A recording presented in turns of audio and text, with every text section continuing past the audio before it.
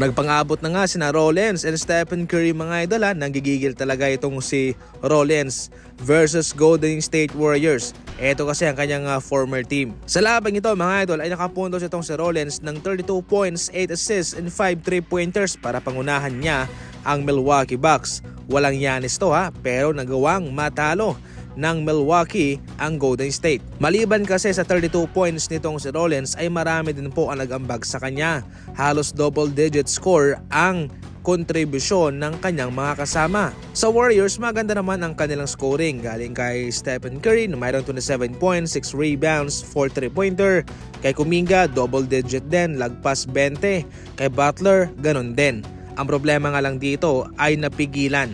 Maganda po itong depensa ng Milwaukee sa shooting ng Golden State Warriors sa 3-point line. Aba heto, sa stats nito ay mapapansin yung eto mga idol, mababa lang talaga yung naipasok ng Golden State Warriors. Mas mataas pa yung sa Milwaukee Bucks.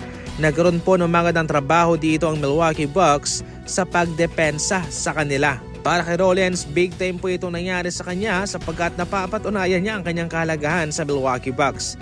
Nahihirapan siyang makahanap ng rotation spot sa mga nagdaang team niya. Pero ngayon sa Milwaukee Bucks, aba, positibong siya'y magkakaroon talaga ng simentadong papel sa kanila. Sa ibang balita naman mga idol, itong si Nikola Topic ng OKC Thunder ay mayroong testicular cancer. Ayon mismo kay Sam Presti, ito ho'y sumasilalim na sa chemotherapy. Ito ay isang masamang balita sapagkat sa mga nagdang season ay hindi po nakakalaro itong si Nikola Topic sapagkat meron siyang injury sa kanyang ACL at ngayon nadagdagan pa sa kanyang testicular cancer. Ngunit ang magandang balita naman, ayon pa mismo sa mga doktor, ay nahihilom naman ang mga gantong cancer, especially para sa mga lalaki. So walang dapat na ikabahala ang mga fans ng OKC Thunder at ang pamilya nitong si Nikola Topic sapagkat sagot naman ng OKC Thunder ang bayarin patungkol dyan.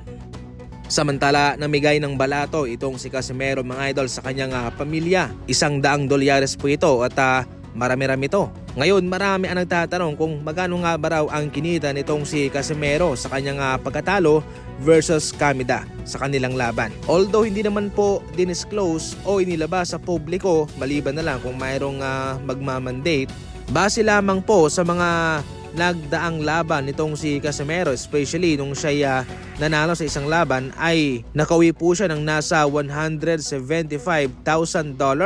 Pero sa kanilang laban versus Kamida ay hindi naman po siya nanalo, natalo po siya, pero meron pa rin naman siyang matatanggap na payout nun. Ayon sa estimated mga idol via Google, ang kanyang naiuwi ay nasa $70,000 to $80,000. Kung sa Philippine money po yan ay nasa tumataginting na 4.9 million pesos. Gayon pa man mga idol ay nakadepende pa rin naman yan. Kung meron siyang mga sponsorship sa labas, pwede naman siyang kumita pa doon ng malaki pa.